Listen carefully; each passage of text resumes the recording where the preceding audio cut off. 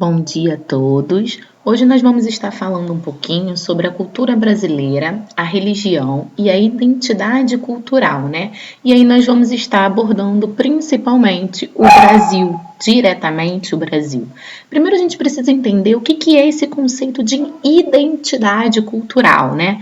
A identidade cultural é um conceito que ele é trabalhado principalmente nas áreas de sociologia e antropologia, que vai indicar, né, vai tentar buscar a cultura em que o indivíduo está inserido, ou seja, o meio social em que ele está inserido, né? O que ele compartilha com os outros membros do grupo, né? Sejam tradições, crenças, preferências, alimentação e etc, tá?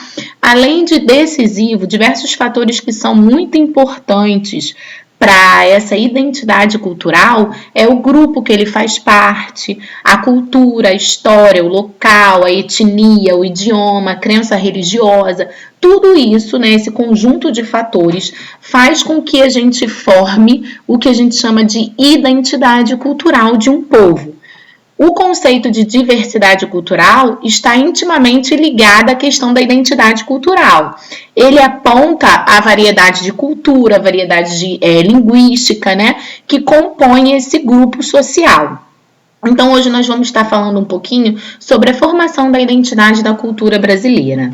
Primeiro, a gente precisa entender que a nossa cultura ela foi formada, né, baseada em três povos principais, que são os portugueses, os africanos e o indígena, tá? Esses três povos se misturaram, né, formaram o que a gente chama de miscigenação, e aí nós pegamos características importantes de cada um desses povos e formamos a nossa cultura brasileira. Então, a nossa cultura brasileira, ela se baseia principalmente na multiétnica desses três grupos que foram os portugueses, africanos e indígenas. Além disso, a gente também tem a presença, né, de outras etnias em função do grande fluxo migratório que existia nesse período para o Brasil, porque nessa época nós vamos estar vivendo um período de expansão marítima e expansão comercial. Então, vários grupos, né, de diferentes etnias, de diferentes culturas, estão aí pelo mundo buscando novos territórios, tá? Então, no Brasil, desde a época do descobrimento, lá no século XV, no século XVI, os principais povos que vão constituir a cultura brasileira são esses aí, que são os portugueses, os africanos e os indígenas. Então, a cultura brasileira, ela é resultado de uma mistura de grupos étnicos, por isso a gente usa o termo miscigenação, né? Além da questão dos imigrantes, que também ajudaram a formar a cultura brasileira. Então, no período da colonização, os portugueses, eles vêm para o Brasil, né, em busca de uma exploração econômica, em busca de metais preciosos, anexação de territórios, né, porque a gente vive num período expansionista.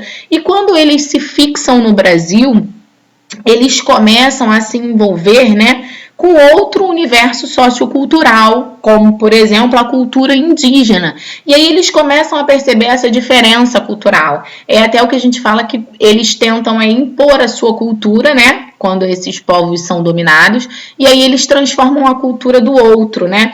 Então, quando eles vêm para o Brasil, eles já encontram os índios aqui, e os índios já possuem, né, o seu universo sociocultural. E essa miscigenação começa a acontecer a partir do momento em que esses portugueses começam a se envolver com as índias e começam a ter filhos, né? A gente tem um processo de miscigenação, um processo de junção de culturas. E esse choque cultural, ele existe e, ao mesmo tempo, ele vai formando a nossa cultura quando a gente começa a conviver e pegar aí características de cada um deles, né?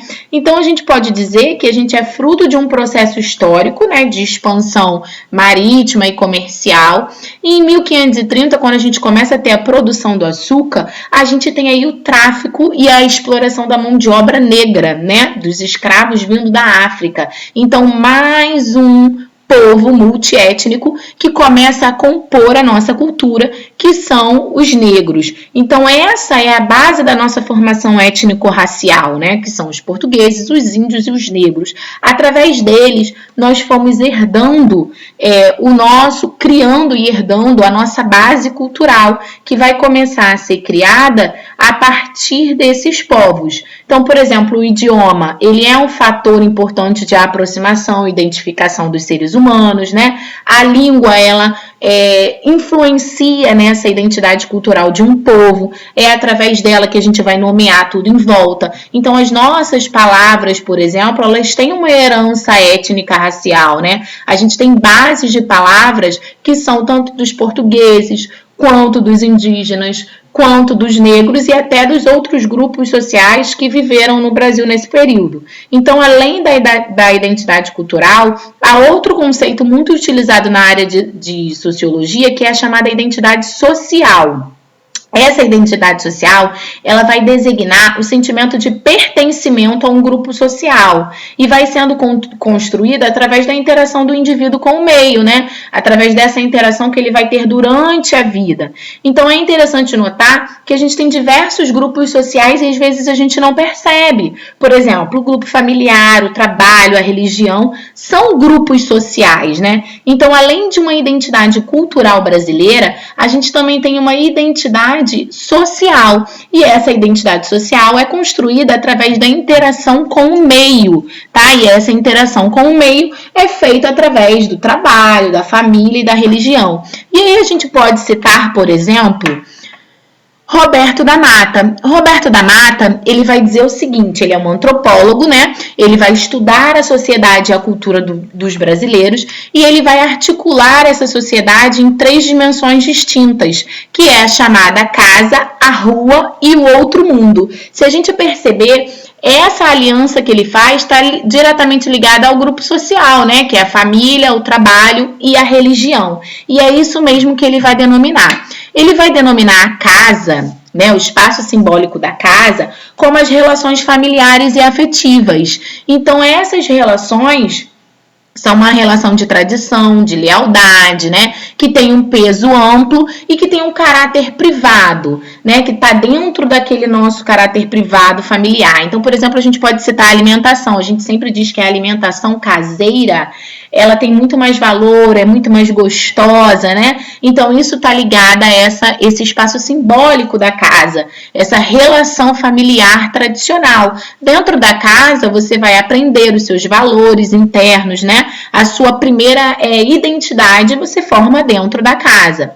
O outro espaço que ele vai mencionar é a questão da rua. A questão da rua, para ele, é o espaço de trabalho, são as leis, as regras, os elementos que se aplicam a todos, tá? É um espaço público, é um espaço moderno. Nesse espaço há uma competição e nesse espaço também você vai interagir e vai ter multiculturas. E através dessa multicultura a gente tem a formação da nossa cultura principal.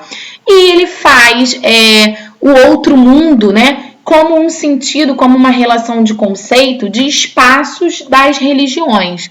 Esse outro mundo vai entrar o que a gente chama do homem cordial e do jeitinho brasileiro. O que é esse homem cordial e esse jeitinho brasileiro? Esse homem cordial é aquele, né, que sabe das leis, essas leis afetivas, essas leis familiares, mas ele sempre dá aquele jeitinho brasileiro, que é aquele jeito de burlar a lei, de adaptar a lei para conseguir, né, benefícios. Como, por exemplo, a gente fala da questão da amizade. Ah, eu sou amigo de alguém que ele é político, por esse motivo eu vou votar nele. Isso é o jeitinho brasileiro. Quando as leis que deveriam ser iguais, aplicáveis a todos, sem nenhuma distinção, elas passam a ser burladas por um jeitinho que o próprio brasileiro dá para se beneficiar. Então, o outro mundo, ele é um espaço das religiões. É um espaço que há contradições, né? Há um espaço que há também uma multipluralidade, ou seja, diversos tipos, né,